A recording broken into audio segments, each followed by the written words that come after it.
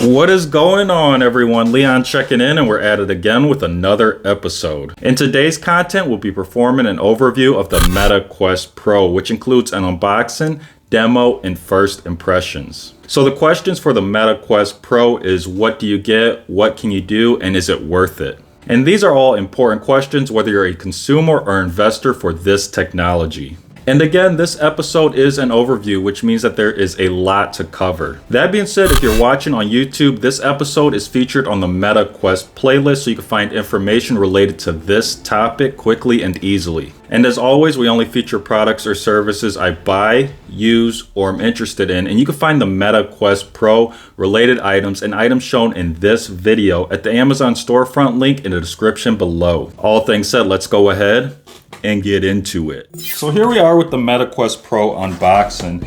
Now this kit actually includes 12 items. So the format here is a main box inside of this sleeve, and it pushes out just like the Meta Quest 2. The lid then slides off of the main box, exposing the Quest Pro and controllers. Now the Quest Pro will lift right out of the box along with the controllers. Now the interesting part about the controllers is they feature magnets right here. So these actually magnetize together, and this is going to be useful. We're going to talk about it more later in the episode. Focusing in, we have our storage compartment for our controllers, which serves as a lid and slides right off. And underneath, we're going to have our charging dock. And underneath this, we're going to have our light blockers. And then we have this box in the top, which is going to include our power adapter and charge cables. This box is like a mini Quest Pro box where the inside slides out of the sleeve as well. This package also includes the cleaning cloth and product information. Now, if you're wondering about the stylus tips, they're actually stored in this little package right here. And returning to the lid, we have our protective cover stored inside. Now, needless to say, the Quest Pro is expensive and high-tech, so you may want to opt for protection. So here I have a carrying case from Tech, and they also offer protection for the controllers. So here we have the hand grip protector covers from Tech as well. And I'll be looking to do an unboxing and review in a future video of these products, but you can find them down below. So let's talk about the Quest Pro, starting with materials and weight. It ships in a black spec, which hasn't been seen since the first Quest, and overall material composition carries over from previous models, being composed primarily of hard plastics and padding. The Quest Pro features a more compact optical stack, complements of pancake technology, which slims it down over 40% compared to the Quest 2. This optical hardware provides 37% more pixels per inch, as well as 1.3 times the color range. As for IPD adjustment, once again, this is done manually by either pushing the lenses apart or closer together, given a range of 55 to 75 millimeters. Now, compared to the Quest 2, we have a wider range of options and smoother sliding. Further specs include 10 VR MR sensors, spatial audio, 256 gigabytes of internal storage, double the RAM of Quest 2 at 12 gigabytes for improved performance, and carryover of the Snapdragon XR2 Plus processor. These specs are critical because the Quest Pro is marketed as a multitasking productivity device on top of the same entertainment benefits as the Quest 2. This also means your Quest 2 catalog will carry over with no issues. Other features include a USB charge sync port on the left side of the headset, as well as a rigid chassis which runs from front to rear. Again, this chassis is fairly rigid with only slight flexibility, so this means it's going to provide plenty of support. Now on the inside, we're going to have these spring-loaded straps, which we'll talk about more in a moment, but these are going to be more flexible. And also of note, and probably hard to spot, will be our speakers located on both the left and right inside arms right here. Ending at the rear of the headset will be a Meta logo. The rear of the Quest Pro also carries over the fit wheel, which adjusts the spring-loaded side straps, and as you can imagine, turning one way will lengthen those side straps, and turning the other way will shorten them. Now this fit wheel features a little bit of resistance, which is good, and it turns smoothly and doesn't have any click feedback, which I like. Moving on to the front of the headset, you're going to see that we have a smaller fit wheel here, and that's going to adjust this pad, which essentially brings the lens either closer or further to your eyes. So you can see that if we turn one way, it's going to bring that pad further into the front of the headset, and if we turn the other way, it's going to bring that pad further back to the headset. Now this also features a good amount of resistance and turns smoothly, and again, we don't have any click feedback here. Now when it comes to the function of this front fit wheel, I've noticed that it either increases or decreases your field of view of your outside world, which can also increase or decrease the immersiveness of your VR or AR experience. Flipping over the Quest Pro, we're going to have our remaining features on the underside of the device, starting with the charge contacts, which means that we can wirelessly charge the Quest Pro with the included wireless charging pad. Underneath this on both straps will be a headphone jack, and on the left side strap we're going to have a power button, while on the right side strap we're going to have a volume rocker. As for these buttons, they feature slight elevation, but more would have been desired. And as you can imagine, with such short elevation, we don't have a lot of button travel, and click feedback is going to be minimal. And then we're going to have our rear and front pads, rear right here, front right there. And density is going to be fair, given fair comfort. Now, if you're going to be wearing this headset for an extended period of time, you do have a pressure kind of feeling that tends to develop on possibly the front and rear of your head. And as a complete kit, the Quest Pro is counterbalanced very well, which means that it's going to have a favorable center of gravity in, of course, the middle of the headset, and this is going to improve overall comfort. Next, we have the Pro controllers. Now, one obvious design element you'll notice missing here are the controller rings as seen on the Quest 2, which could be a love-hate relationship for some. For starters, the Quest 2 controller rings provided some form of hand protection, but this also meant that these were most likely the first items to take a hit from impact. Quest 2 controllers were also easy to hang on a stand, like the Kiwi design unit I have here. This is practically impossible with the Quest Pro controllers, with the wrist straps even being too long. However, I will say the Quest Pro controllers have a cleaner and more modern aesthetic. These are packed with technology, with each controller including 3 cameras and a Snapdragon 662 processor, allowing for true touch haptic feedback and precision pinch. Battery performance for each controller is also rated at up to 8 hours of use per charge. Overall controller feel is very good, and triggers, buttons, and analog sticks feature good resistance, travel, and click feedback. So how to remove the wrist strap from the Quest Pro controller and insert a stylus tip. So we're going to grab on the wrist strap and push on it at the portion here where it goes into the controller, and then turn it counterclockwise until it's aligned like you see here, and then we can pull out on it. We'll then grab our stylus tip and then we'll push it right into where the wrist strap was. Now it kind of clicks, but it's a weak click and it's not magnetized, but surprisingly it doesn't just fall right out, it actually stays in place. Now I haven't had a chance to use the Pro controller with the stylus tip installed, but I'm hoping to do so in a future video once I find a case use. Next in line are the light blockers, so let's demonstrate the install. Now installation is actually very intuitive, but let's talk about the light blockers themselves. First, they are very flexible, made of a silicone rubber-like material, and what makes installation very easy is there is a magnet included in this portion of the unit. And to aid in installation, each side is labeled left and right respectively. Now, an interesting note, we have these little nibs here that are going to help guide these light blockers onto the frame of the Quest Pro. So simply line right up and drop into place. You might have to move it a little. There we go for the right side. And then we have the left side. Same thing, might have to move a little and it lines up in place. Now these are on here fairly securely. You can see if I try to pull here, I actually moved the whole headset, so they're not going to come off really easy. So quick note here, again, we have these light blockers installed. They run along the side, and we're looking at the Meta Quest Pro from underneath, which is important because I want to demonstrate that we still have this area left exposed, which means that light is going to come from underneath.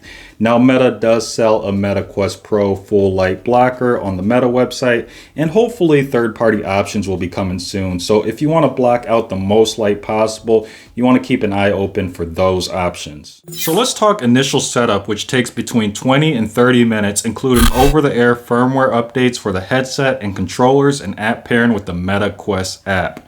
Next, we have our home experience choice. First, we have fully immersive, which immerses you completely in a VR experience. And then our second option is mixed reality, which mixes VR with your actual surroundings. Now, this works well for the most part with small issues like motion blur and actual surroundings having saturated color. The only con with producing content for a Quest is you can't see the true performance of mixed reality because screen recordings omit a user's outside environment for privacy. Interesting note though, I noticed that at least 2 boundaries can be saved, which helps with quick setup. So let's talk use cases of the Meta Quest Pro, starting with productivity. Now, if you're watching this video, you can see that I have the Quest Pro plugged in with a USB-C cable so we can supply power to it for extended work sessions. Now, for the portion of this episode, we will be performing it in mixed reality, which is why we're going to have black around our displayed information.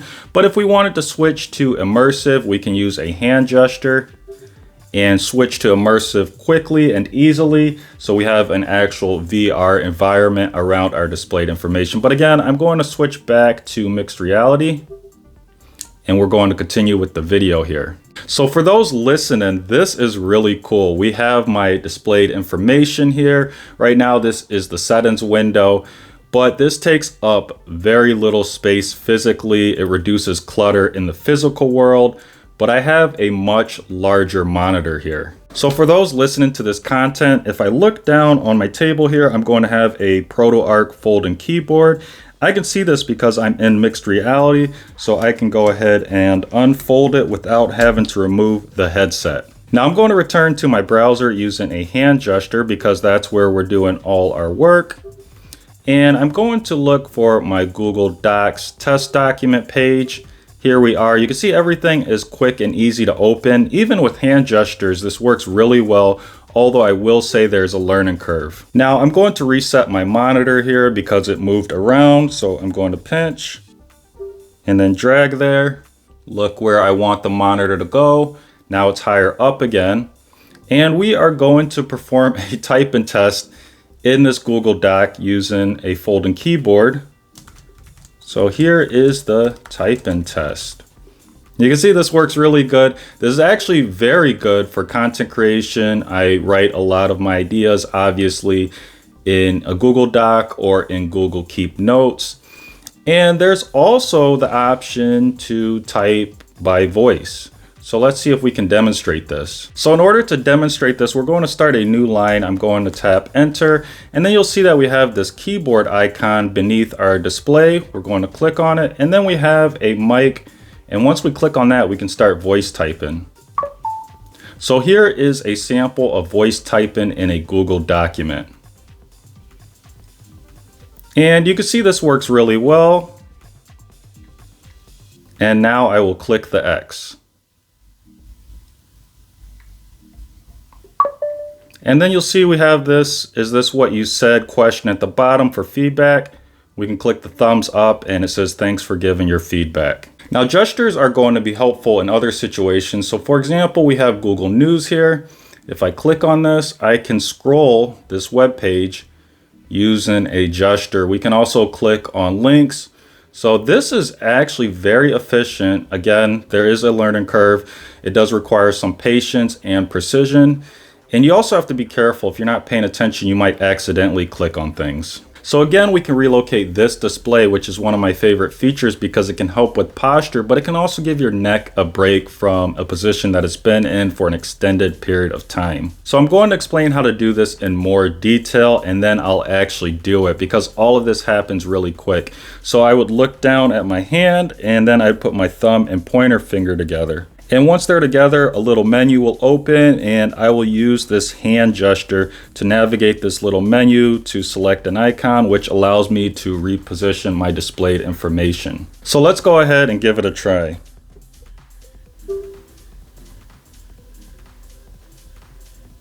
So now you can see my displayed information is high up. So I may not want it this high. So again, I'm going to change it just to demonstrate how efficient this is. And now it's eye level again. Now, of course, you could use a Quest Pro controller. We're going to pick it up here and I will demonstrate how you can just navigate the web page here. You can click on different pages. You can scroll down in these other pages. So this is an option if you don't want to use the hand gestures. It's just more precise and faster. Now I will say creating content through the Quest Pro is certainly a highlight here.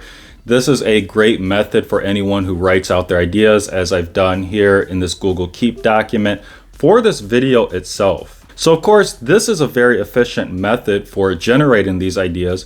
But again, we have the ability to see the outside world through the bottom of the headset, which is great for switching between a keyboard or a mouse or looking at information on another display. So the question is, does this count as multitasking? I'm not really sure. I have multiple tabs open here in the browser, but Meta is advertising multitasking and collaboration, although I haven't had a chance to try these features. And it doesn't take much diving to notice that Meta is working on an app productivity catalog. In fact, they're advertising some of these apps on the Meta website.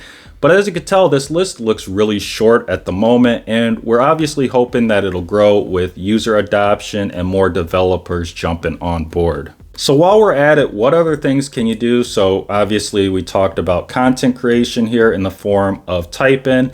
We can browse our news feed by tapping on the tab here. I've got a podcast window open here too, so we can actually listen to podcasts. You can see that the page loads really quick here.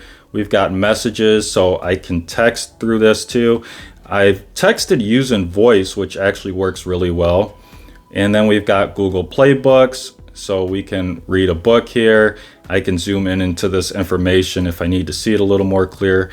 And then we have another document for processing. And then as you can imagine, we do have gaming. So if I click on the app icon here, we can see all our games. And this is important because these games actually carry over from the Quest 2 that I have.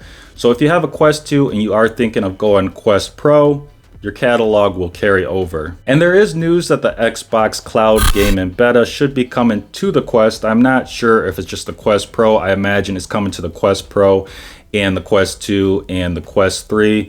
Now, I tried going to the App Store and looking for this, but there were no results returned. I did go to the Xbox Cloud Gaming website though. I was able to access it. The games actually did load, but I wasn't able to pair a controller. And then we have streaming, so think Amazon Prime Video, Netflix, and if we scroll down to the bottom, YouTube. So I'm going to grab my controller here, and then we'll wait for it to connect there. It takes about a moment, and then we can click on YouTube VR. So here we are in YouTube VR, and you can actually tell that volume is really good here. Again, we have a speaker on the left and right side here, so you get a surround sound experience. And this essentially replaces your living room television, and even more so for a display larger than you could probably fit in your house. And then the added pixel density of the Quest Pro over the Quest 2 is going to be huge here. Everything looks really good, really clear.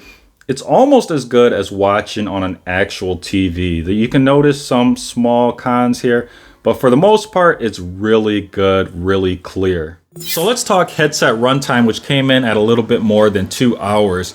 Next, we're going to install the protective cover on the Quest Pro, and this simply slides right over, nice and smooth. Now there is a con with this protective cover, and that is it covers up the charge contacts, which will be right here. And that means you can't charge the Quest Pro on the charging pad with the protective cover installed. However, there is the option to leave the protective cover on the Quest Pro and then connect a USB-C cable for charging and then place on a stand like the Asterion RGB VR stand you see here. As for the charge dock, it features a USB-C port with charge contacts housed in a plastic frame. Now when it comes to wireless charging, I prefer to place the controllers first. Now, as previously mentioned, each controller features a magnet right here in each unit, and that allows them to magnetize together. And that's going to help us align them on the charging dock right here. So we can just drop them into place. And you'll see that we get an LED indicator illuminate on each unit, and there's also a bit of vibration feedback. And then we have the Quest Pro, which gets placed right over the controllers, and this takes a little bit of precision to align here, so a little bit of practice is needed. Now when you do drop this into place, we're going to get an audio chime, and an LED indicator will illuminate right here as well. Now, just like the Quest Pro, you can charge the controllers via cable, but you have to use the included proprietary cable. So let's talk final thoughts. So the first con seems to be limited productivity apps, but hopefully this will increase with a growing audience and increased developer support. Overall, this is an expensive kit, but it does ship with plenty of items, which means the basics are covered very well. As for promise, there is plenty of real-world application possibility, from the classroom to medical facilities to content creation and everything in between. But the real question is, can Meta build it out effectively? Now, I can honestly say, although software is currently limited, this is already changing my productivity and the way I create content, and it's very appealing.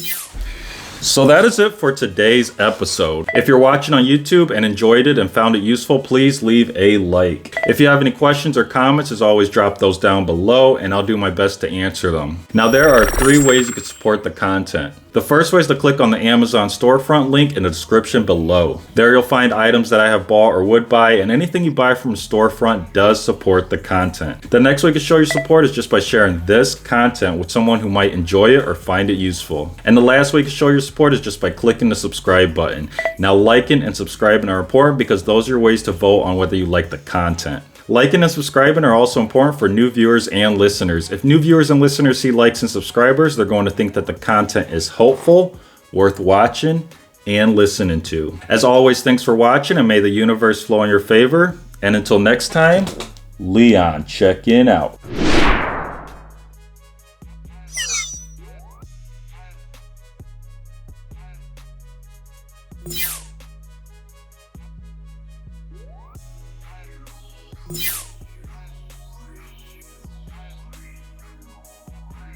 You